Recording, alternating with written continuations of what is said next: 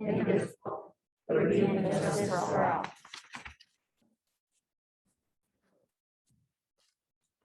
Hey, can we have a roll call, please? Jim Batson, Here. Kara Benjamin, Here. Don Carmichael. Here. Tara Drubkey. Here. Lisa Hessel. Here. Sanal Kulkarni. Here. Casey Rooney. Here. Great. We note that everybody, all board members are present. Tonight on our agenda, we will start with an invitation for public comment. Then we will have the president's report, including our new student school board representative reports, which we are looking forward to. We'll have a superintendent's report, including a lot of wonderful and very important information. We have our consent vote agenda. Consent vote means that we discussed all of those things 2 weeks ago in committee. So we will vote on those as a group. Following that, we will have our F&F committee. P&P. Sorry, first P&P, then F&F. We'll have updates on ISB, CEDAW, discuss any future agenda items, and then we will be going into executive session to discuss collective negotiating matters, 5 ILCS 122C2, and a probable litigation matter, 5 ILCS 122C11. After that, we will return to open session, but take no further action other than adjournment. So with that, I will ask, do we have any public comment? No. We have no emailed public comment? We do not. And we have, it does not look like we have anybody in person, so we will move right on to the president's report. So tonight, it is my great pleasure to introduce our 2021-2022 student board representatives. Joining us from Libertyville High School, we have Faith Davidson. Wave. John Graham. Ryan McCrory. And from Vernon Hills High School, Sophia Gonzalez Bernier. Tiffany Kang, who will. She's at a golf meet. She'll be here soon. Fabulous, good. Hope she's hitting them long and straight. And Kevin Schumacher. So you'll note that the very first thing that we do before we discuss the business of the board is hear from our student board reps. That's for two reasons.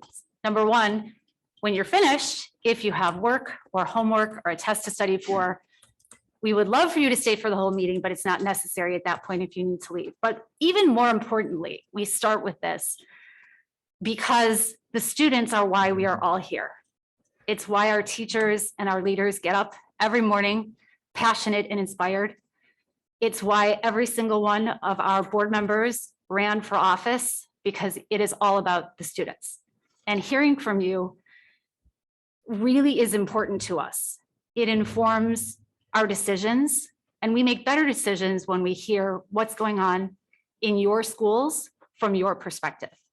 So I want to thank you in advance for the school year-long commitment that you have made to keeping us informed, because your work here really does matter, and it really does have an effect on our decisions. You know, it was a selective process, and we take it very seriously. And that doesn't mean we can't also have some fun. So on September 13th, we'll have our first luncheon where the superintendent and I will join you along with members of the district leadership team and any other members of the board that care to join us. So we will have a chance to get to know you as well. So with that in mind, I'm going to turn it over for our very first student school board representative report. Student rep.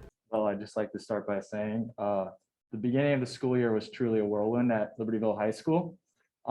It started back in the beginning of summer, though. We were challenged by staff, because students have been out of school for so long, to kind of this important message of restoration and renewal to, build upon traditions and create our own.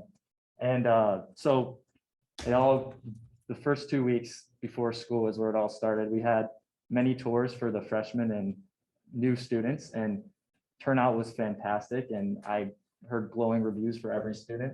They were very impressed with all the people that helped out. Then we had our freshman orientation the Friday before school started. That's run through our link crew. Sorry. Oh. my bad.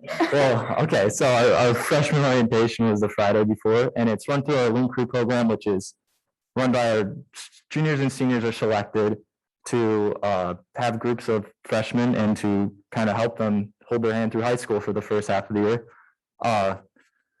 Just hearing from some students, some freshmen there, the energy was great. They learned a lot, and overall, our staff leader that helped with Link Crew said it was one of the best overall. Then over the summer, again, we talked about all this planning. We had this idea for a senior barbecue to kind of, recreate some anticipation for the school year. And the turnout there was fantastic. It was all about, letting seniors know what our message is this year and trying to build upon that. At the start of the school year, seniors talked over, we want to start a new tradition, and we decided to line the entrance to Libertyville High School to welcome all the new students coming in, kind of make it feel a more easy process. And I talked to some parents after, and they were shocked. They thought it was such a great thing, and it just made it easier for the kids to come to high school because it can be such a big scary thing. After that, we start our day with an assembly, kind of get that Wildcat spirit going. It was great. The underclassmen were a little shy at first, how they normally would be, but Dr. K encouraged them, all the people that spoke encouraged them, and I think by the end, they really kind of understood what being a Wildcat's all about and the culture that we have. In the first Friday, we had our Green Dot Action event, which is, for you guys don't know, Green Dot at Libertyville High School. It's kind of our culture. It's all about stopping like interpersonal violence, and the freshmen were introduced to it. And we had a green out, and again, with everything, participation was great. Everybody was dressed in green and signing up to do the training. So overall, just a great start to the school year. I'll pass it to Faith. Student rep. Hi, I'm Faith.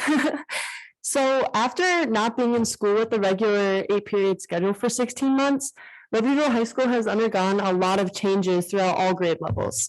Some students participated in the hybrid schedule last year due to COVID, while others, like myself, we did remote all year. So I haven't been in school for, feels like forever. So I've heard from most of the LHS students that besides being a little tired from readjusting to the normal school day, they're happy and excited to be back in school again and trust that District 128 staff are doing everything in their power to make sure LHS and Vernon Hills are following safe COVID precautions. They're providing resources for students to ease back into the school year with great compassion. With students finally being back after so long, school spirit and energy is through the roof. Football games are one of the highlights at LHS in the fall, and at a time to create fun memories and generate school spirit for all of our classes. Times with their class and all their friends again at such a great setting is so important for our students for so many different ways. I have heard good feedback from students so far regarding how the year is starting and how their teachers and classes are moving along. As a link crew leader myself, freshmen especially, have told me they've been enjoying being new students at LHS and have a great transition from middle school to high school. One of the many changes that have been happening with Libertyville is the new update on lunch periods. To incorporate another COVID precaution, Libertyville staff have Libertyville staff have split lunch periods between classes. Freshmen eat in the cafeteria when they do not have link crew on their study hall on their scheduled days, while sophomores eat the first half of lunch and then they go to the auditorium, and the juniors will swap with them after the second half of lunch. Seniors are allowed to choose which half they want to eat and if they would like to eat at another spot in the school. This year, we will have an open campus for all lunch periods to open to all classes to keep the school less packed and more open for safer COVID conditions. LHS has also put in a new courtyard for students to go outside and gain a little more space and air during lunch. In conclusion, LHS is having a safe and fun start back to school. Student rep. Okay, over the past few weeks, fall sports tryouts have been occurring and many teams have started their seasons. The boys and girls golf teams have already played matches and the football team held their scrimmage last Friday. It was really great seeing, football, cheer poms and the band all at the scrimmage and all the students there that kind of want to welcome spirit back to us. Boys soccer, girls volleyball, and girls tennis all had their first games today. With many sports last year being without spectators, students are super excited to support our teams. Auditions and casting were last week for the fall musical Matilda, and rehearsals began today as well. Tomorrow from 7 to 9 p.m., LHS is hosting an open house for parents to meet their children's teachers and learn about their classes.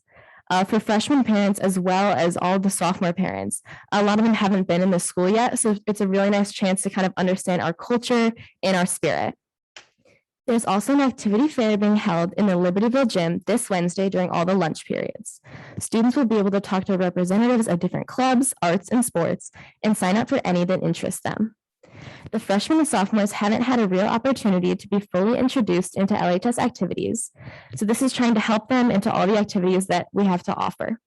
Many link crew leaders are taking their link crew groups to that activity fair so that all the freshmen really get a chance to find something that interests them and get involved in the school. Also this Wednesday, the senior class is meeting at 7:45 a.m. in the main gym to take a class photo as well as to receive college and career information. Thursday, we have a pep rally in Cook Park from 7 to 7:45 p.m. to promote LHS athletics to the community. Cheer, Poms, and the Marching Wildcats are performing, and anyone is welcome to come and support the school and community. This is another event to try to foster and show school spirit for the Carmel game on Friday. So Friday is our first football game. It's a home game against Carmel. Students are encouraged to wear all orange and meet at Brainerd at 6 p.m. to march down to the stadium together as a whole class. Everyone is super excited because this is the first football game back as a whole school, and football games kind of represent like all of our spirit and just sort of getting back into the school year. Student rep. Hi, I'm Sophia, and we're starting VHHS. So basically, I think it's obvious as the year starts, many things have changed. For example, masks are now required indoors during the whole school day. Most students have been great about keeping masks on and over their noses, but I've ended up seeing, and a lot of other students have ended up seeing some that have needed that constant reminder from teachers to, not wear a chin diaper and to keep it over their nose. As of now, most of the senior class is vaccinated at VHHS, and the other classes are not far behind in that category. Students have generally reported feeling safe from the Delta variant, especially with the mask mandate, but most hope it doesn't last the whole year. Additionally, coming back from Zoom has been an interesting experience to say the least. Personally, I miss being able to climb out of bed just in time to log on to first period, but I can agree that I'm much more active in my in-person classes. It also feels nice to talk to people and have them respond instead of having to stay muted in awkward breakout rooms. Students love the 8-period schedule being reinstated since it doesn't feel like classes drag on that much and the day speeds by. On Thursday, August 5th, the VHHS freshman orientation was hosted, welcoming the whole new class into the school for the first time. Over 80 returning students stepped up to become orientation leaders, each having their own group of about 10 to tour around the school and play some icebreaker games with. Masks were required to attend, but only while we were indoors. My group really enjoyed the tour part of the process the most because of the new facilities and how everything seems so much better than being in their rooms all day on Zoom. After getting to know the school, we went outside for a fun presentation in the stadium. This was new from other orientations, and it was honestly really nice to take off our masks and see each other's faces and see the freshman class sitting together for the first time. Dr. G had some fun activities planned where freshmen got a chance to eat worms, solve a very complicated math problem, and even chuck footballs at their own principal. In the end, the event was fun to unite the incoming class, and it helped everyone get the feeling of physically going back to school. This summer, a lot of seniors started working on their college applications. Mrs. Bolito from the VHHS College Resource Center has been hosting workshops for the Common App, transcript needs, and even personal essays. As a first-generation college applicant, these workshops have been my saving grace over the summer, and Mrs. Bolito has helped me make sure to not procrastinate on my applications. With many deadlines approaching, seniors are currently working on writing their personal essays. A couple of students per period use the CRC as a resource to get some work done, and it has been a nice space to bounce ideas off of each other and learn some tips. When asked what the most stressful part of senior year was, many seniors, including myself, said college application deadlines, but the CRC is working really hard to make sure we all have the opportunity to pursue whatever we want. And also, lastly, congratulations to Mrs. Malloy and her art students for completing another successful memory project campaign. They're passionate about breaking barriers and uniting youth from different cultures as part of our district's daring mission. This spring, during remote and hybrid learning, VHHS art students in drawing and painting studio courses put their passion and artistic skills into rendering portraits digitally and traditionally from home and on campus. 26 portraits of children of all ages were completed by the students, who were creating for orphans living with host mothers across India. The children were so excited to receive these VHHS students' artwork, and they fully understood that creating the portraits was a way of extending kindness and care during these uncertain times. And I'm passing it on to Kevin. Hello, everyone. All right. We've had some successful sports since graduation. So congratulations to Hunter Matuch as he finished second place in both shot put and discus in the 2021 IHSA state finals. Our boys volleyball team had an outstanding season. They were the third boys volleyball team to ever make it down to state, but their season was ended short with a devastating loss against Glenbrook North in 3 sets. Their final overall record was 33-2. Great job, boys. The 2 losses were against the same team. Jenna Cody, Nia Hines, and sisters Nicole Spytek and Kylie Spytek broke the 4x100 relay record for our school at state this year with a time of 49.18 seconds. Did you guys know that we had an Olympian in the VHHS community? 2018 graduate Nicole Sladkov competed in the rhythmic gymnastics team for USA in Tokyo. She made USA, her family, and her community very proud. And in 2021-2022 news, our golf team, Tabby, our golf team is doing very, very strong. The girls saw a second place finish in a 6-team LHS invite. The team scored the lowest total round for VHHS in school history. The boys team, led by Dylan Josephson, won an early season tournament in Glenbrook North.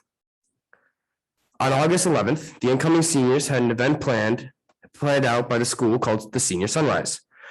Seniors gathered on our football field to play games such as spike ball, bags, football, and soccer. Seniors also were able to eat pizza and talk with each other while watching the sunset go down. Over 50% of our seniors attended this event, and it was a great way to kick off a senior class. With the class of 2022 being the biggest senior class of Vernon Hills ever, the senior parking lot is at its full capacity every single day. With some cars even not being able to fit in the parking lot. This is a new issue for the seniors because, once again, we are the largest class. And this is also causing people to leave earlier for school so then they can reserve a spot. And so people who are usually coming in right before the bell, now they're having issues because they had to park in the junior lot, which is pretty far away. Yeah, and also when we are leaving the school, that is also an issue because we haven't really done that before. I left the building at 3:35 one day, and I got out at 4.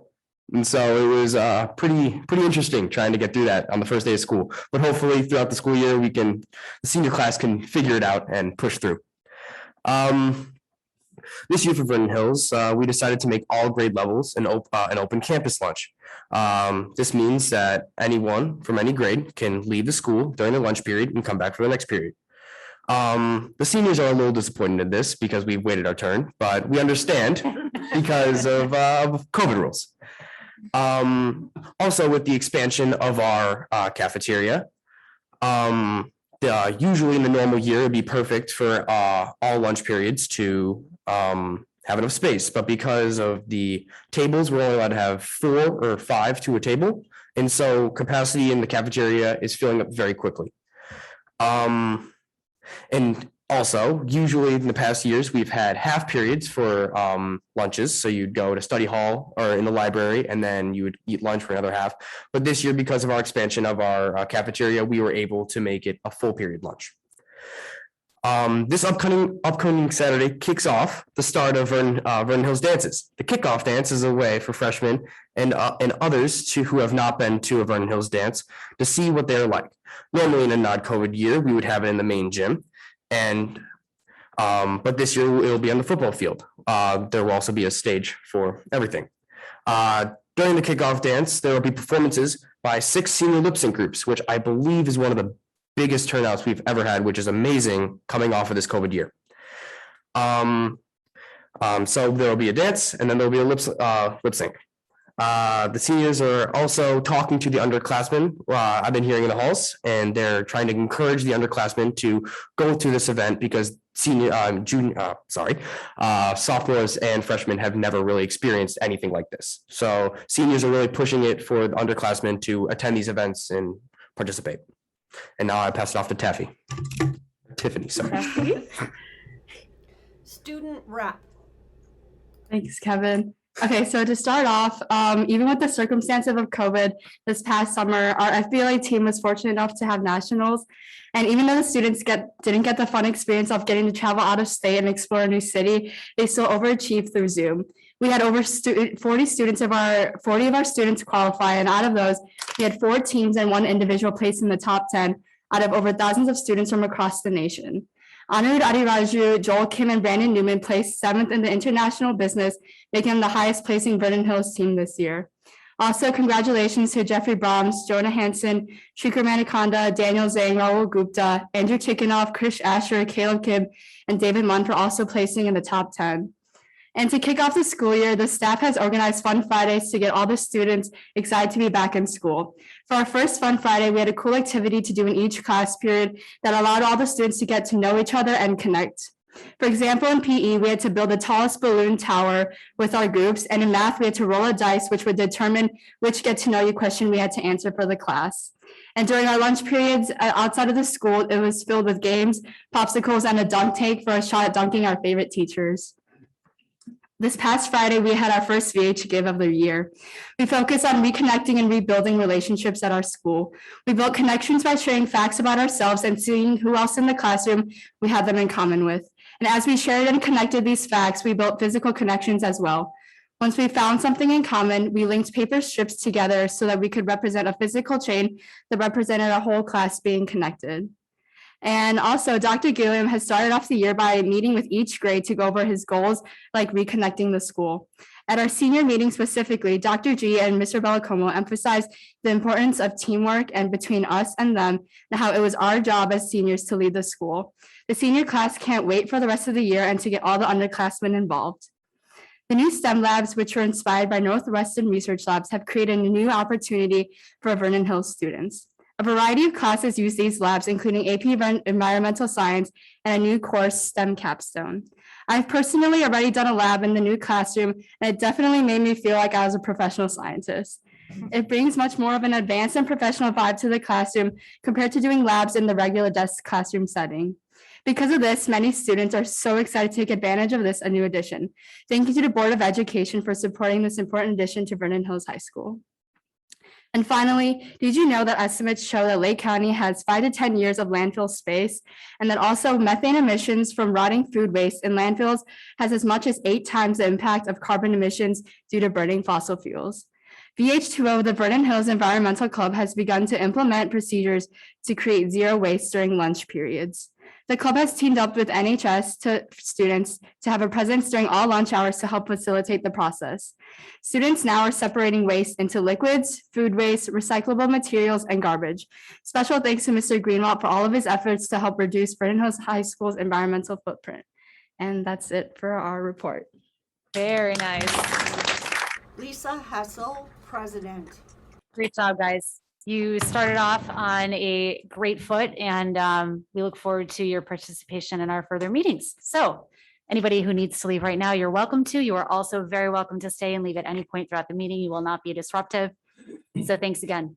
And that concludes the president's report. Turn it over to Dr. Herman for the superintendent's report.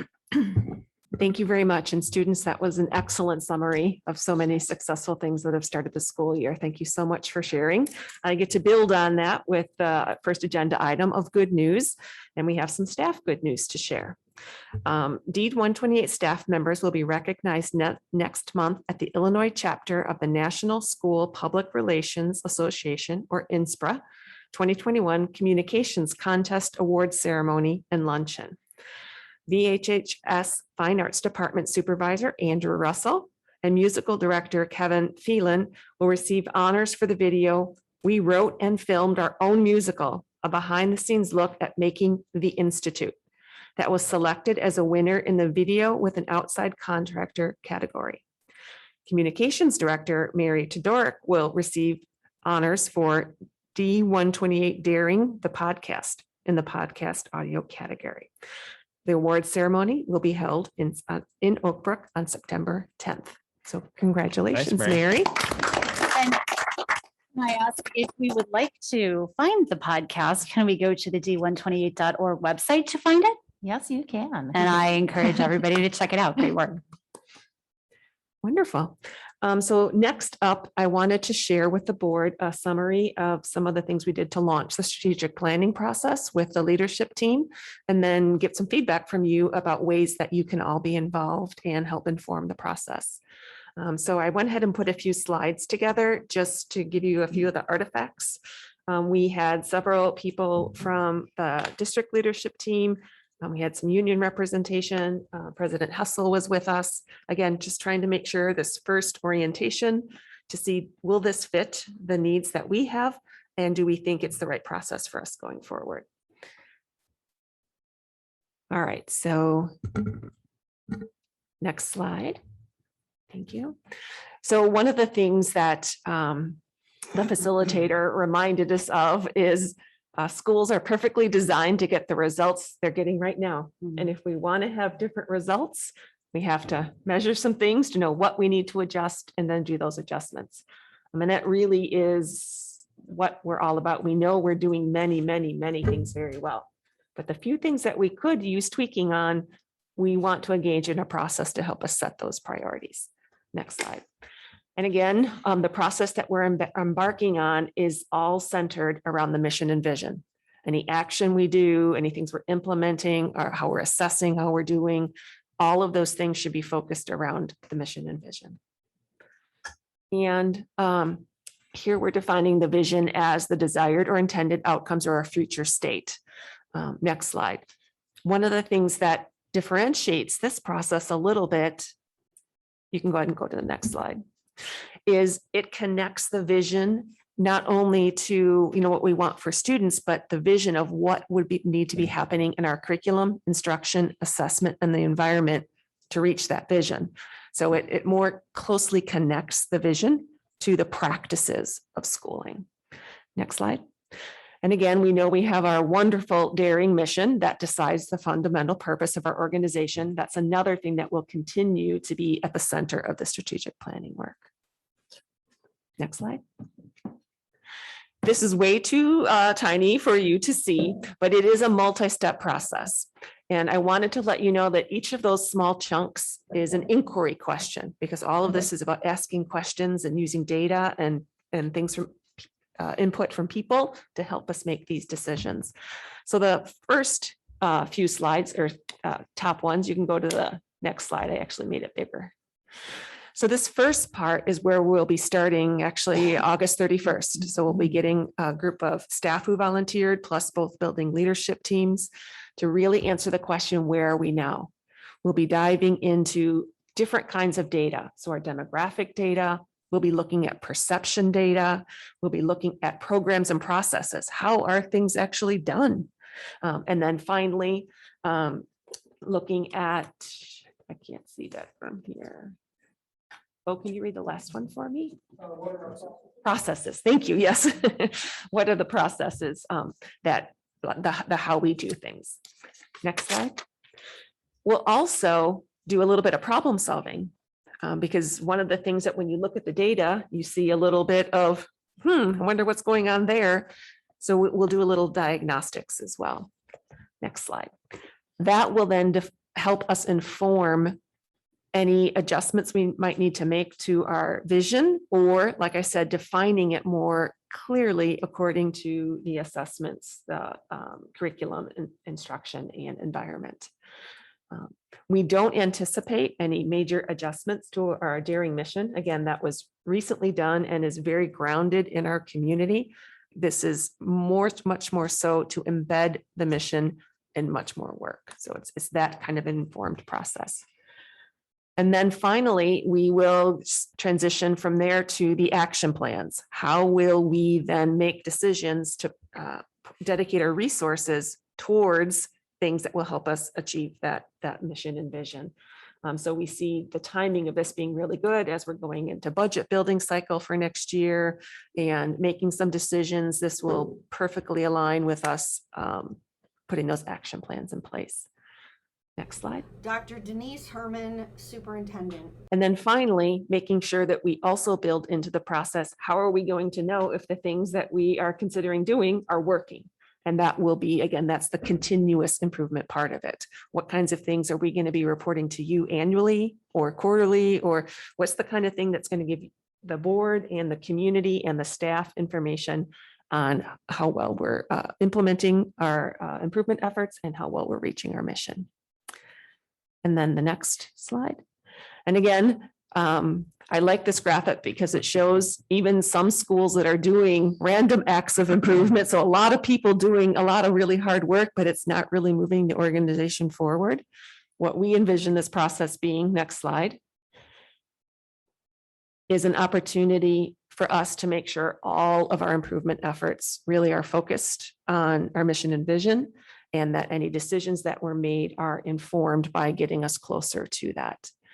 And finally, the last slide. Dr. Denise Herman, Superintendent. There we go. And this is an overview of the process, and those things are color coded. So you see the green meetings would be the strategic planning committee meeting the main staff. And you see those first 3 meetings are where staff is going to come together and do that heavy lifting of analyzing the data and making sense of it and saying, what are some of our gaps? What are some of the processes? What are we doing really, really well where people look to us as an exemplar? And what are some things that we need to look to outside? What are some other exemplars? We will then bring all of that information back to a more community-wide strategic planning team. So the staff will do the detail work and data analysis, and then we'll bring it to that yellow category there in early December. And that's where we will bring the data analyzed and make recommendations on the highest areas of need, goals, and any kind of adjustments we might want to be making to the mission and vision. Here's where I see 2 opportunities for board members to be very engaged in the process. When I've done this work in other school districts, the board has done one or both of these. One of them is at the evening strategic planning session that's held as a board meeting. So all 7 board members can be participants with the strategic planning team and, go through the processes that everyone will be in. The second is then, so you have an outcome of some priorities and things like that. The second would be to have then a study session or to use time at the December committee meetings to give the board some time then to reflect on that and to come to more consensus on what are the priorities, because the second semester would then shift focus to working on the action plans. What adjustments do we need to make to our professional learning, to any of the things that we're going to be doing moving forward, so that we can have time to bring back to you then in April, not only the aligned goals that we've prioritized, but action plans then. And that would be brought back to you in probably April. Those timelines are firm but flexible in terms of maybe needing to adjust them.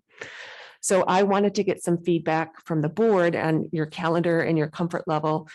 If you wanted, and we don't have to decide tonight, but this is a information sharing, how you would want to see the board involved in both that prioritizing of goals and interacting with parents and students and staff members, and then having the opportunity to focus even further.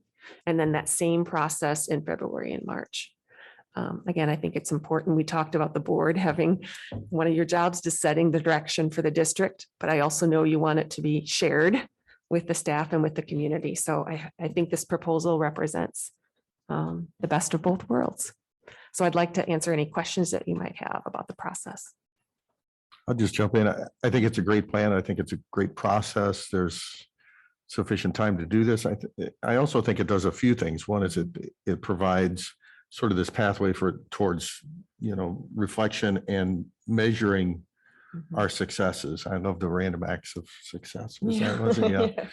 Yeah. And allows us to focus those. But then one of the things that we as a board had mentioned not long ago was the interest in really being able to see some measurement of how we're doing and some reflection over a longer period of time of our successes and where we're headed. So I think this does a lot of that, plus really puts focus on all those great things that we've been doing and really does, I think, will do justice to the daring mission and really moving that forward to the next level. So great work. So now Kuhn Carney, board member. I was gonna say, I like the framework and the process very much.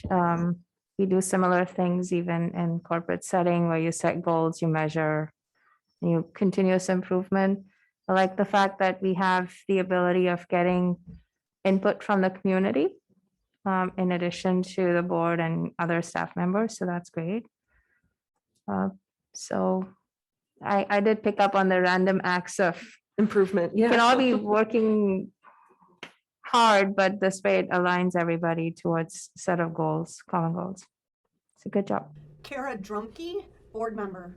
For stakeholders, we can have moving towards the same path, the more Technical difficulties. solidified our growth will be. Dr. Denise Herman, superintendent. And Mary and I are working on a couple different ways to think about getting as many parents involved in the process as possible. Not only those who have maybe the time to attend that evening, but through, a perception survey, as well as some other technology tools that allow parents to have brief conversations and iterations online.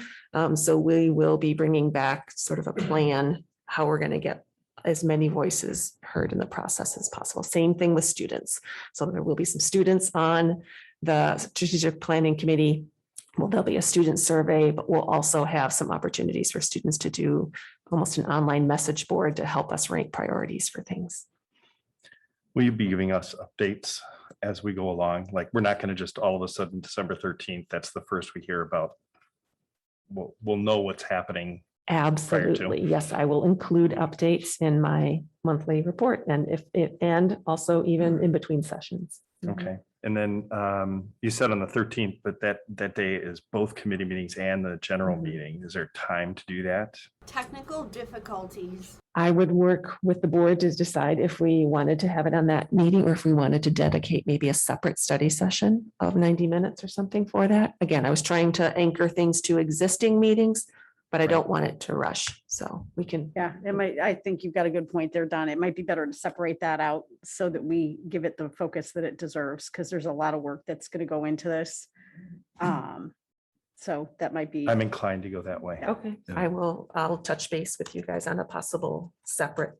I know it's hard to session. think like putting something else on people's calendar. I in know, December. especially at I that know time. that, Especially but- the holidays. Because the 13th is 2 committee meetings and a board meeting. Right. So that's already quite a All right, package. well, that's a lot. Yep, Lisa and I will work on a additional date Yeah, around that yeah, I time. think that's good. perfect. Sounds good. I also like the idea of having the students involved, and I can tell you, having gone through this process not long ago at my day gig, so to speak, that the students' voices were probably as powerful as anything we did. It really gave some perspective that the rest of us didn't always think about. So that's a very powerful thing to have the students involved. Have you thought about reaching out to former students to see what they feel has contributed to their successes? I think Help with some of that I think the measurement? idea of of a graduate survey. We have the perception survey that we're going to be working with. That's even more focused than the 5 essentials. So that'll be one of the things that we talk about on August 31st is what are some of the key components that we get the basics of from the 5 essentials, but really isn't enough to help us maybe make some decisions based on that data. So we could definitely modify a version to send it to our graduates.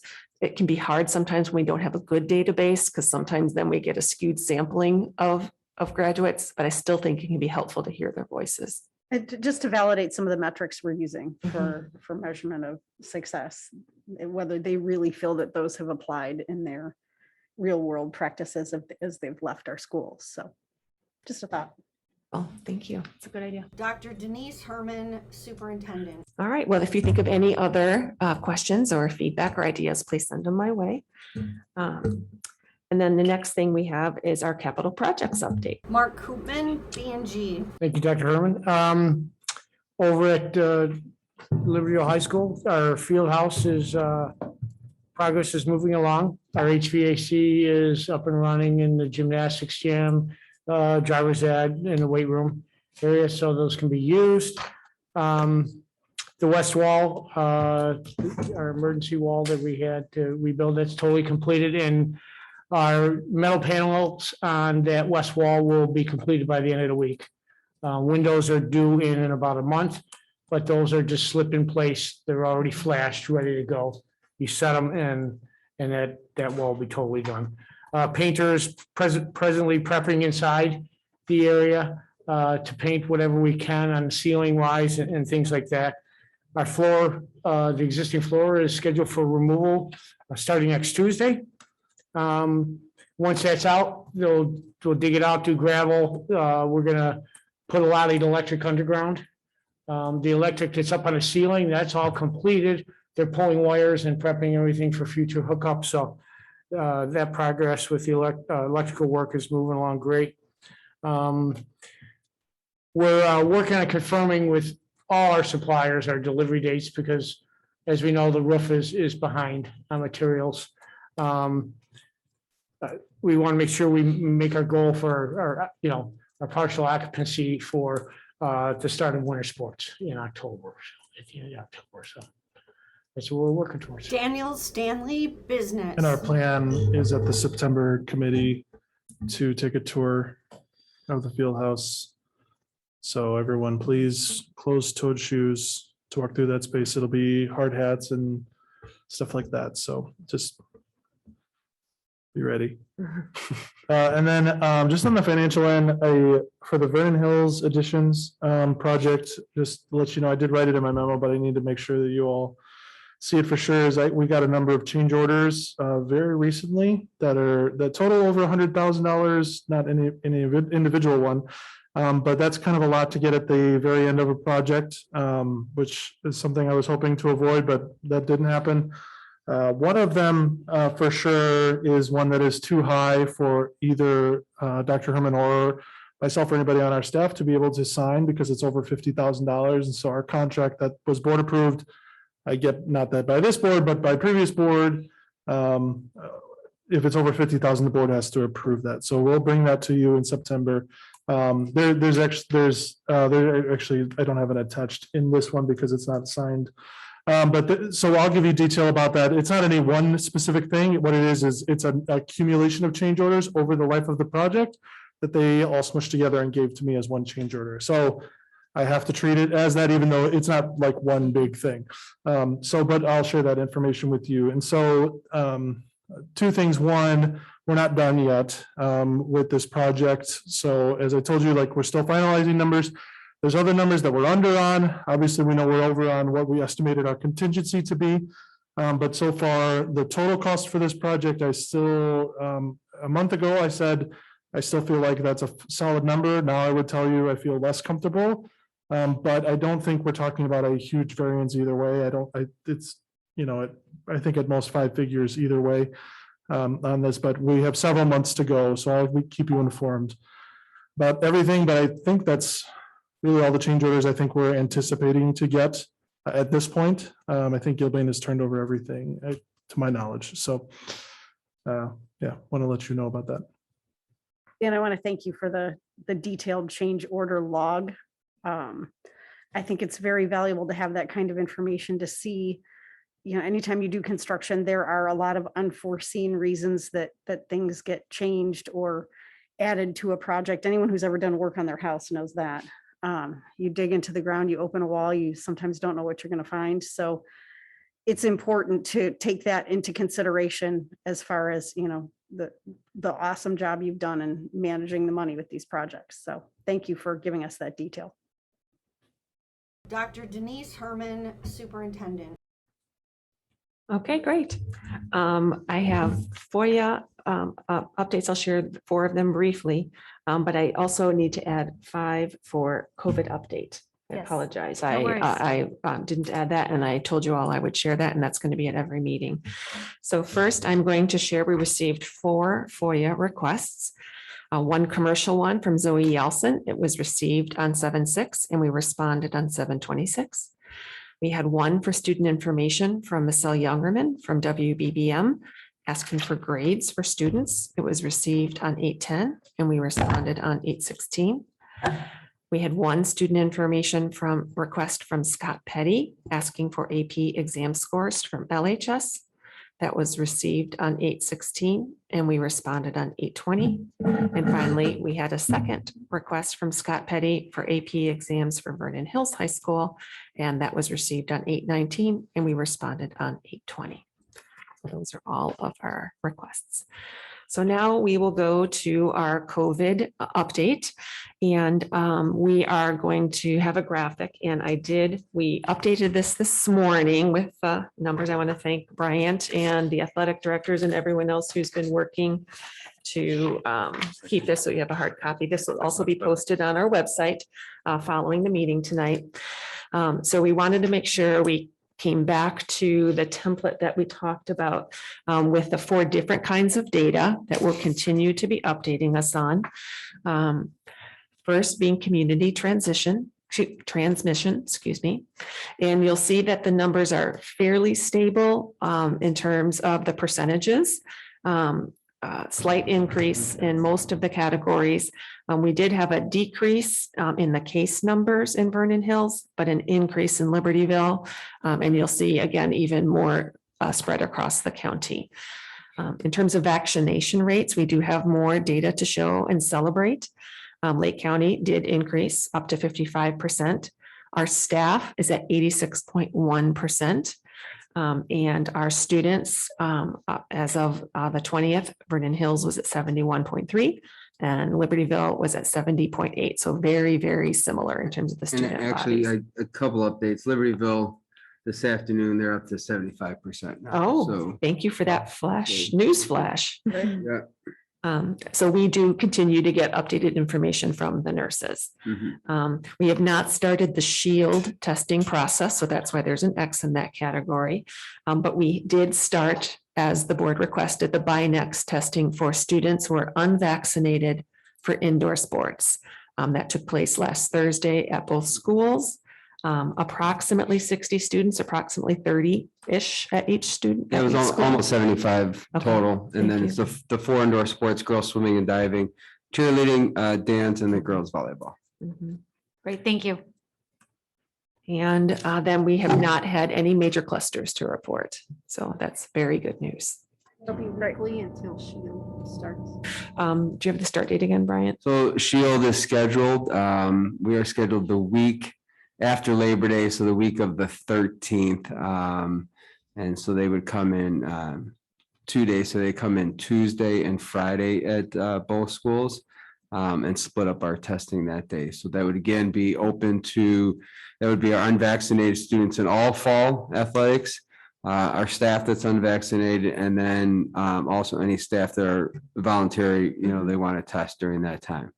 And so to get everyone through, having 2 days a week is helpful. It's also helpful having that extra test day if we have to do any test to stay strategy, having that test on site. So, but Shield, I think everybody in Illinois was hoping to have that testing starting sooner.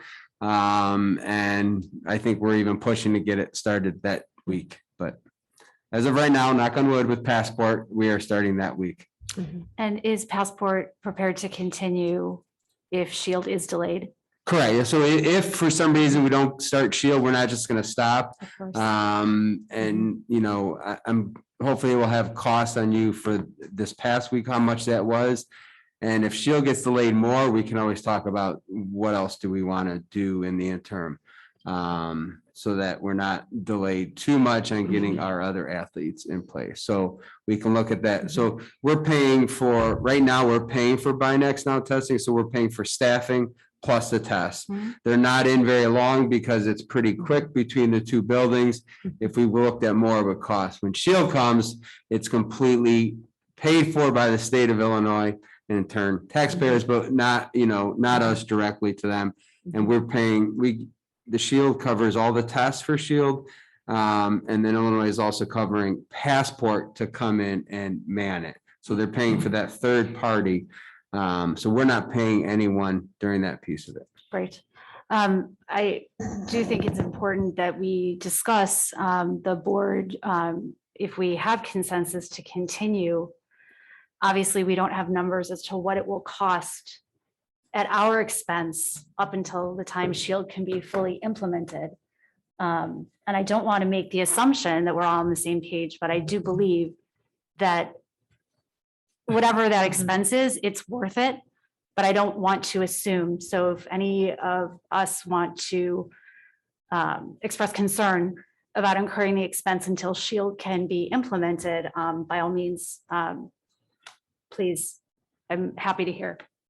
I have no concern with that. I fully support continuing having Passport and the Binex tests available so that we can keep folks safe and keep students in their programs, in the school and learning. Okay, great. Yeah, I don't have any concern either. I would only say that it doesn't seem to be that it would reach the threshold where we would legally have to vote on a contract or anything. So I think we're, you know, from my perspective, you're good to go just to continue on unless we reach that threshold, which it doesn't sound like we will. Right. And just, you know, also testing, our nurses are also using Binex now. So we applied for a clear waiver last year and we got free Binex now testing from the county. Those tests are to be used for symptomatic students and staff. And so just they are testing, you know, they are submitting tests, you know, every day. Some are doing the test to stay. So some of those tests are being used for test to stay right now and then for other situations. So just, you know, we are using Binex now with our nurses. That's not something you're supposed to be using though for surveillance testing. Understood, So, which is why I thought it was important just to be sure that I didn't assume we had consensus, but it sounds like the board is fully in support of whatever expense we need to incur to continue that testing before Shield is up and Yep, running. and I reached out to Madison, our contact at Passport, to get some details on cost, and so she's working on that for me, so. Okay. And just a reminder, the pricing that we at least had before was $20 a test plus $50 per hour per the team that's there working. So that's how our cost structure was before. Assuming it's similar. So for now, we can probably estimate pretty easily based on the approximately 75 students that we're testing. So seems like an expense that we can comfortably continue without any, as Jim said, any vote. And you do have our support to continue that. Thank you. I also want to thank both building principals for the hard work that their teams have been doing to remind students to be wearing their masks, being at both sites in the last week. The students have been very compliant and very supportive, as have the teachers. And I mean, in terms of everyone really feeling positive about being back together, and that if they have to wear a mask for that to be possible, then everyone's really being very positive about it. So thank you to the principals, the assistant principals, the nurses. I know it's already been a lot of work to start with that case tracking and monitoring. And that is the end of the superintendent's report. Great. Thank you, Dr. Herman. Moving on to the consent vote agenda, you will note we have several items, including approving minutes, employment of employees, some coaching appointments, some disposal of obsolete equipment, the bills payable and financial reports, all of which were either reviewed in committee or prior to that. So if I could please have a motion to approve the consent vote agenda. So moved. Second, Thank you. Roll call, please. Sorry, before we do that, any discussion on the consent vote? Seeing none, roll call, please.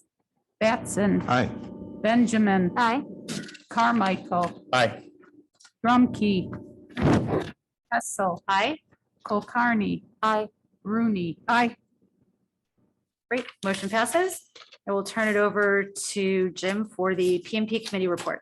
Thank you very much. A couple items here on the Program and Personnel Committee agenda. The first is board policies. We have a group of board policies here for a second reading and adoption. And just as a reminder and a note to the public that these were reviewed multiple times. They were reviewed for a first reading at the last board meeting, as well as committee meetings in both August and July. So these have been thoroughly reviewed.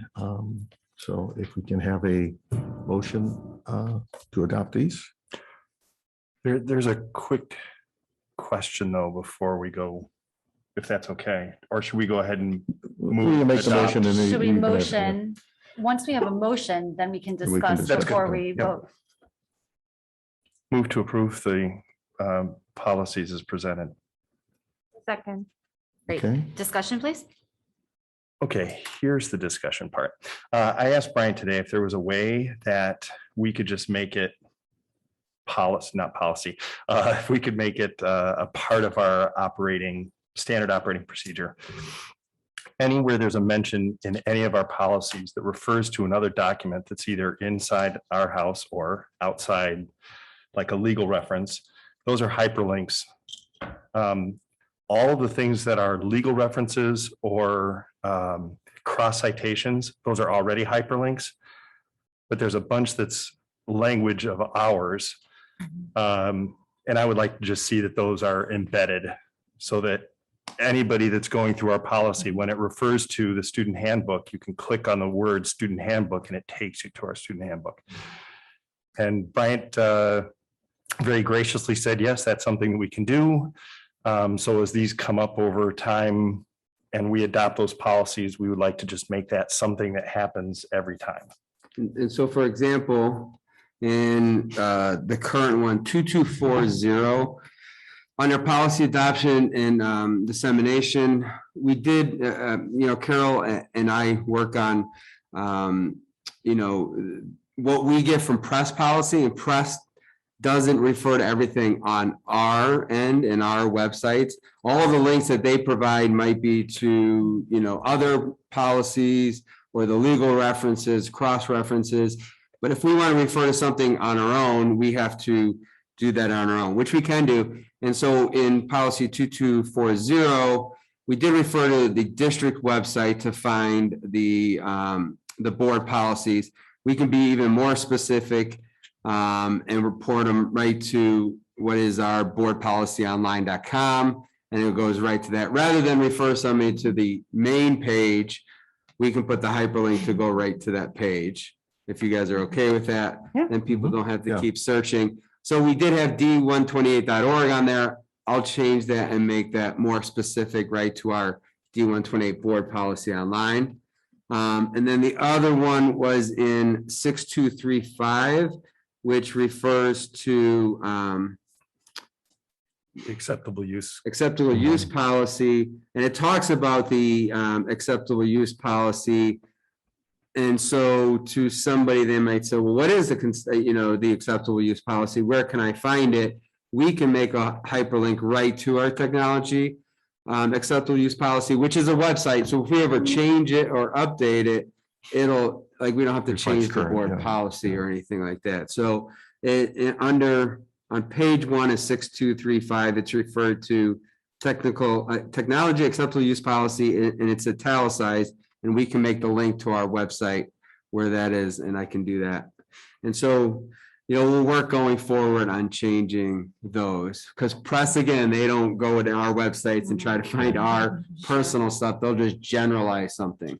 Yeah, and it's a great idea, and I think it's something, it really doesn't change the content of the policy, so we don't have to vote on it. We don't, it's just a a navigation in how you access the board Correct. policy. So it's really, I think it's something that we just do as practice in the future, and it just helps everyone navigate the material that much quicker. It's a I great can point. work on that. And if we see any that we come forward in the future and you see I missed it, please help me out, if you say, hey, where's the hyperlink to that one? More, the more information that we can get people with the board policies is the better. So. Yeah, that's great. And if I could just add a very nitpicky thing, is when you do a URL, just open in a new page and not in the same page, because you can get really lost with Good that. point. Okay, we can. Go We down can a try rabbit to- hole and try to. I don't know about our board policy online, if that allows us to do that. I'll look into it. So we use press policy service, and then they kind of house that for us. So I don't know if it'll open in a new page, but we can try. It's quite possible. Yeah, Yeah. many of them do, so. Anything else? Okay, roll call, please. Benjamin, Aye. Carmichael, Aye. Drumkey, Aye. Hessel, Aye. Kulkarni, Aye. Rooney, Batson. Aye.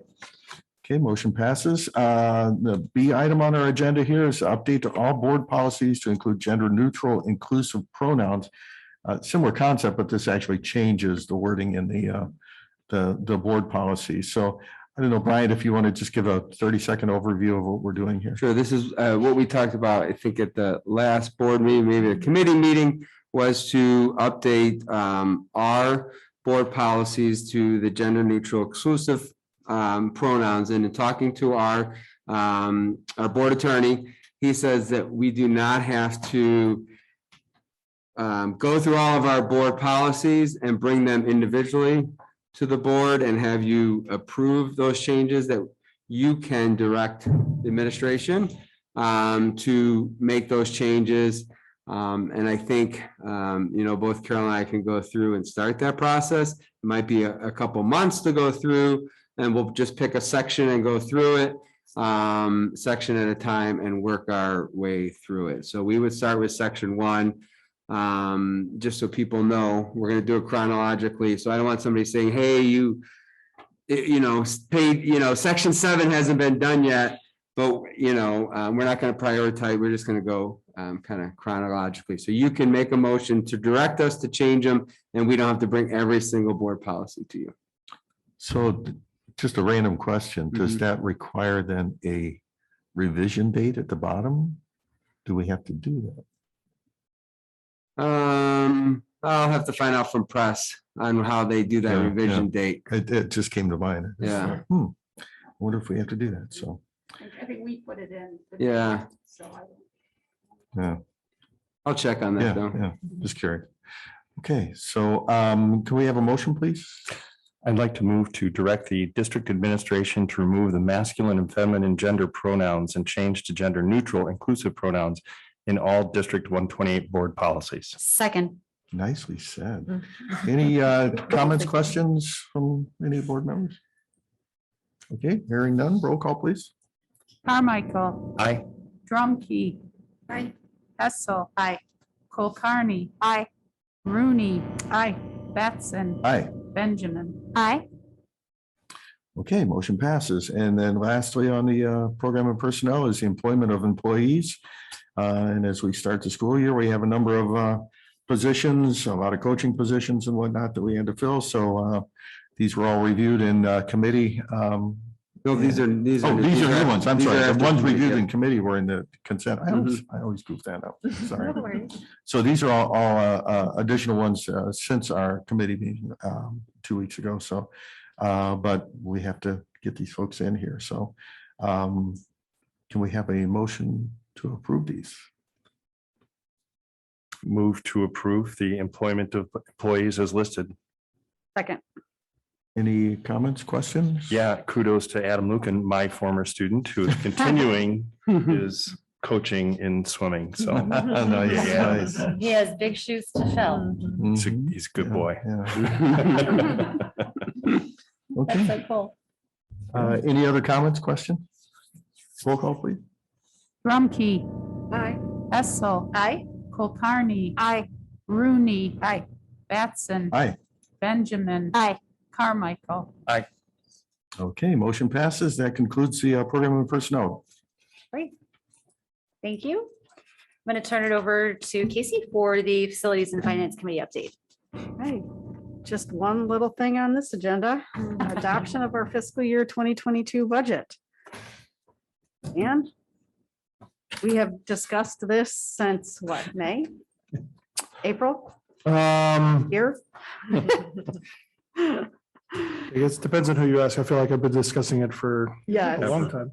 Really, the point is we have been reviewing this many times in many ways, so. So yeah, so I've got just a couple slides. We can throw those up just to walk you through. Sure. Daniel Stanley Business. All right.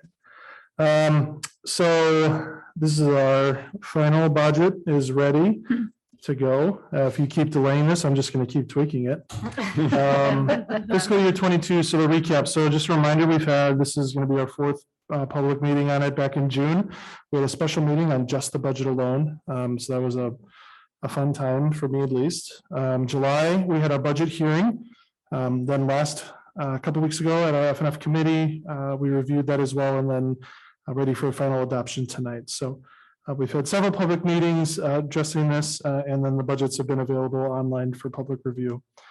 So just a few final numbers. When you look at all of our money in and all of our money out, we've got 94.7 million revenues, 101.2 million expenditures, for a deficit total of essentially 6.5 million. Now, the reason for that is because of the capital projects we've got. We've got 6 million for the field house that we're paying out of fund balance. We're not borrowing money to pay for this. We're paying this out of essentially the cash we have in the bank. And then the remainder that we have of the $30 million project, which is just a couple $100,000 left. So that is true. That is all the money in, all the money out. But I don't want the perception that, oh man, we've got a $6.5 million deficit. Oh my.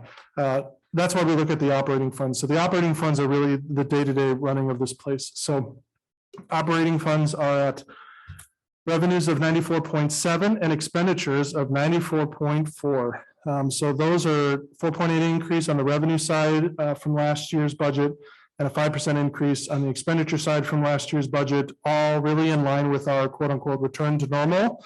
That we were under, fiscal year 21 was an extremely weird year. We're hoping for fiscal year 22 to be more normal. And so this is part of that. We talked at the budget meeting about how it's kind of difficult to compare because we've not really had a full normal quote unquote fiscal year since fiscal year 19. And fiscal year 20 budget was also comparable because we budgeted for a normal year then as well. Little did we know. So we're sitting right now at an operating surplus of $328,000, $328,900. And I think that's accurate. I think those are good numbers. So what the next steps are really is we're looking for adoption of the budget tonight. So that would be a roll call vote by all of you to approve that budget. And then we have cover sheets for the budget that every single board member has to sign. So this is not something where it's just Lisa and Don, every single person has to sign. So there's several copies of that. So I will make sure when the meeting is over that all of you do sign that, because that's something that we turn into both the county and for auditing purposes. Then beyond the budget is our tax levy. We'll start entering into our tax levy season, which the tax levy, the assumptions about that levy are in our budget. And so just because you approve the budget doesn't authorize us to get the money. And so we will start that process. That usually is November or October and November for final adoption in November. And so I will try to build in time to explain that process to you, especially for those that have not really been through this process, and those who have, as hopefully a helpful reminder of how this works, because essentially what this process is to secure the majority of our resources to do all the wonderful things that we all want to do. So that will be coming in October and November. So stay tuned for that. That's really the information that I have. There's detailed reports with a lot more information that you can review. And obviously, if you have any, happy to answer any questions. And if you have questions later, like, hey, I know we said this, but I don't really understand, I'm happy to talk through anything. So all of that information is available to the public as well. Yep. Really, just very high level, that surplus number that you had up there, what are some things that could positively or negatively affect the assumptions that drive that number? So if you want to go back one slide, Francis, I think. Or- I'm thinking oh, just sorry. more for folks that might be listening and might be interested, like there are Well- some things out there that affect that. Yeah, so I mean, the budget, I mean, right now, technically, nothing will change the budget unless we adopt a different budget or amend the budget. But in terms of what will actually happen, there's a variety of things, because, as we go through the year, I'll be telling you basically how this is wrong, all the different ways this is right, all the different ways that this is wrong, and I will keep you informed of that every step of the way. So the things that could really affect this from the revenue side could be timing of property taxes. That's always a tricky thing. But hopefully we are beyond that. Interest income rates, if they change, if they go down a whole lot more, which is hard to believe that is possible, but it is possible. Depending on what happens with the state, because the state has been pretty flush with cash. And so that if that phases out, that could affect timing of our state monies. I think the federal government is doing pretty good on money, so I don't anticipate that being an issue. On the expenditure side, it's really just to see how our expenditures shake out. I don't anticipate being more. We've never really ever been in a situation that we've had more than that. It's usually the less, and the question is where less. So with the Delta variant increasing, we probably will see less travel than we had thought. Wishfully thinking back in March and April and May when we were kind of really trying to put numbers to this, and everyone felt really great and everything was moving in a really positive direction. So that I think the biggest unknown I think will again be the impact that COVID is having on our year, which likely will end up being we spend less in areas. I mean, there might be areas that we spend more, but my guess is overall it would be a less impact to the district. Perfect. Thank you. Just a little view of some of the things that go into designing this budget and some assumptions that have to be made. And I want to thank you and your team for all the work that goes into this, months and months. So thank you. Not just the team, everyone here has been part of that. So any questions, discussion? I have one question, and thank you for answering all my endless questions. Just on your surplus deficit. So let's say things go really well and we have a greater surplus. Where does that money end up at the end of the year? And reverse question is, if we have to exceed the 328, where does the money come to fund that? yeah, so what I would tell you is two things. One, if any surplus at the end of the year goes into the fund balance. So essentially think of your own. I try to translate it for personal. So say at the end of the month, you don't spend all the money that you brought in that month. It stays in your account. That's essentially what fund balance is for. So it would stay there. What do you do with that? Right now, we don't have a designated plan for what to do with those. We've been using them for capital projects and things like that. And I would anticipate that's probably what we would use it for in the future. But as of right now, those are technically undesignated. Your authorization is really for us to spend no more than, can you go back one more, Bill? I can't spend more than $101 million. So I don't have legal authority to do that. So if things change and I had to spend more, we have to amend the budget. We've been very fortunate to not be in that situation. But now if we go up one more, but if we're talking, we realize numbers are going to be changing demand, say this revenue source, like what happened in the last 2 weeks is realizing I have a revenue source went down for us. If I realize another revenue source is going to go down, essentially what happens is we don't really change anything. We just kind of watch that. So, because at the end of the year, some revenues will be higher than we thought, some lower, some expenditures might be a little bit higher. Most of the time they're lower than we anticipate. So the sense is I'll keep you posted. And my guess is by the end of the year, we won't be 328. It probably will end up being more because that's usually what happens. As much as we try to accurately anticipate how much we're going to spend, that's not always the case. But if I start seeing us trending in a way that we are veering off of that path, I will absolutely keep you informed. And if something extreme happens, then I would keep you informed and also talk about ways that we can avoid that. Thank you. Great question. Anyone else? Hearing no further comment, can I get a motion to adopt the fiscal year 2022 budget as presented? So moved. Second, Roll call, please, Carol. Hessel, Aye. Kulkarni, Hi. Rooney, Aye. Batson, aye. Benjamin, Aye. Carmichael. Aye. Drumkey.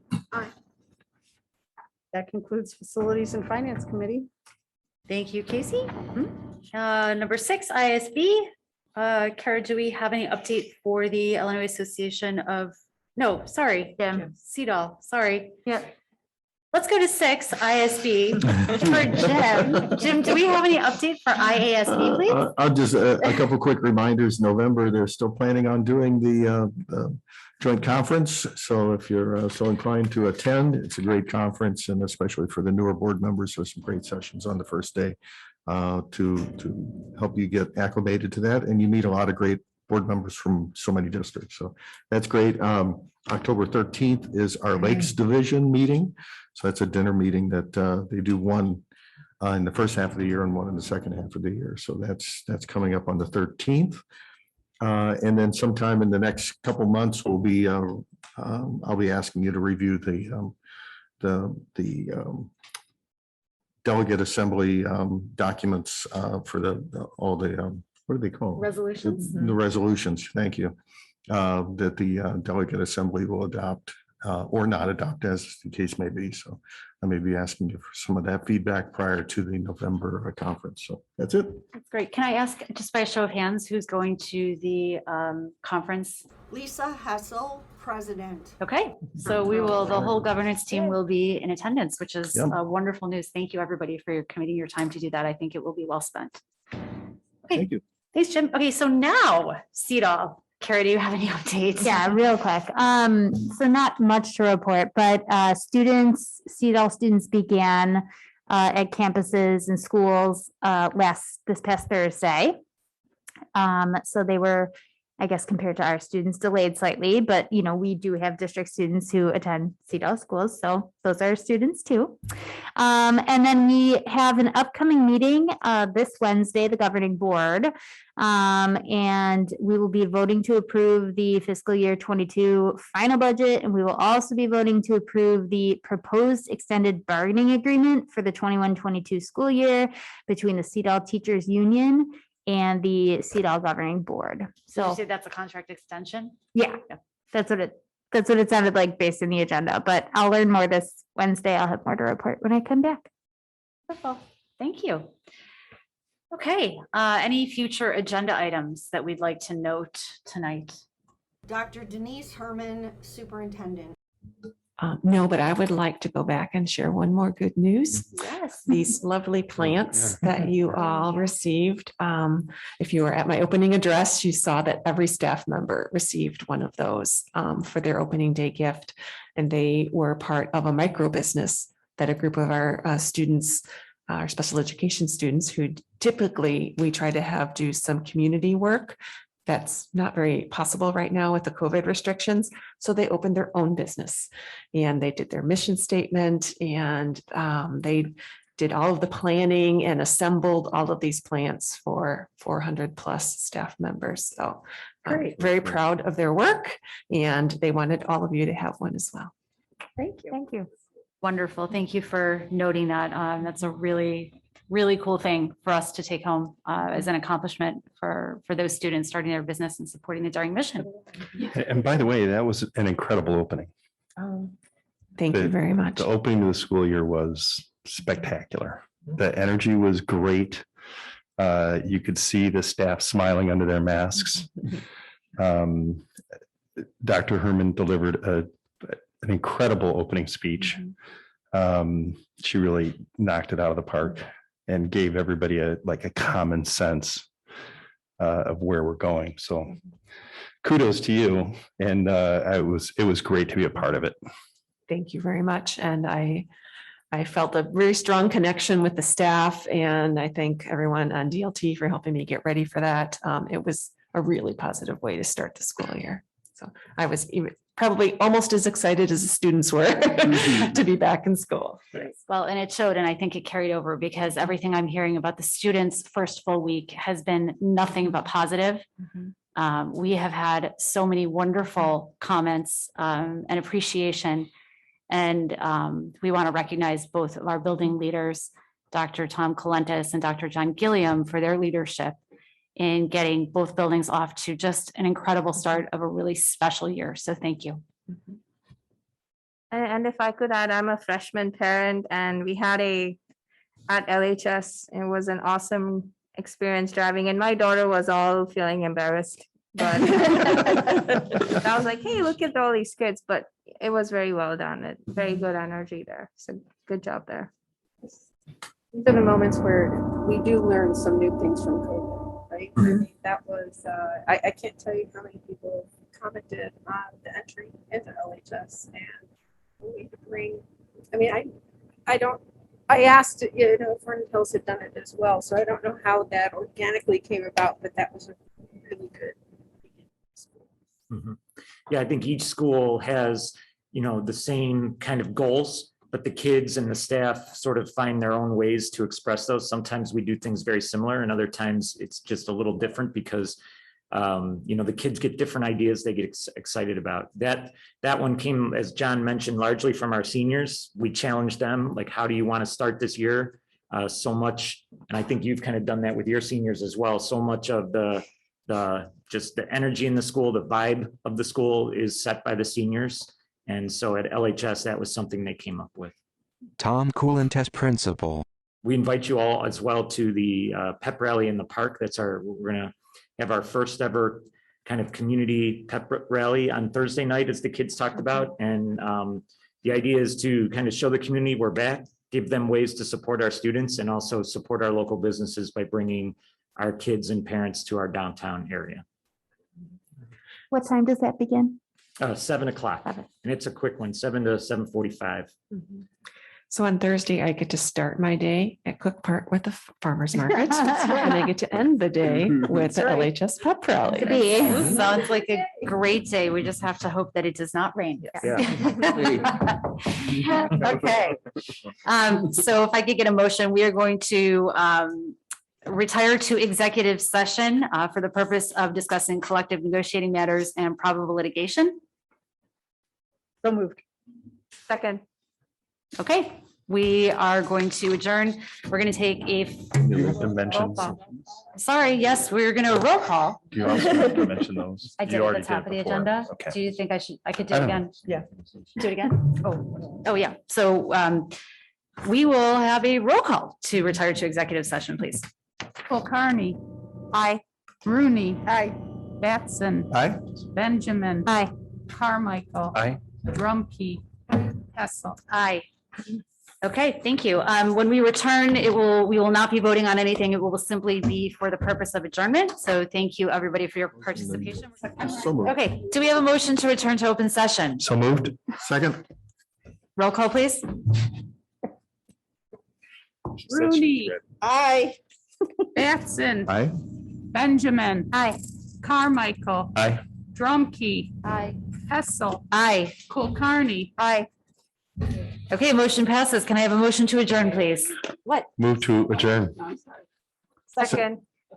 These days I'm gonna say no. Okay, roll call, please. I'm sitting down. Batson. Aye. Benjamin. Aye. Carmichael. Aye. Drumkey. Aye. Hessel. Aye. Kulkarni. Aye. Rooney. Aye. Thank you. We are adjourned. Thank you. Yay.